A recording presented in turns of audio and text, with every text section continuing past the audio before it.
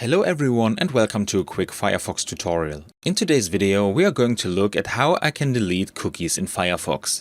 Actually quite simple, but is very often searched for. First, let's launch Firefox. To get to the cookies, we click on the three bars on the top right and go to History.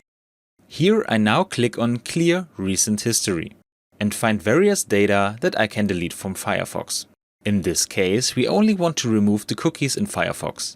Therefore, I remove the check marks from the other items. Now I can select the period for which the data should be deleted. For example, for the last hour or from today. But we leave the setting on everything and click on Clear Now. Depending on how much data is present, this can take a few seconds. In this case, however, it was very fast, and that's how easy it is to clear cookies in Firefox. I hope you enjoyed the video and we will see again in the next tutorial. Until then, your tutorial guy. Bye!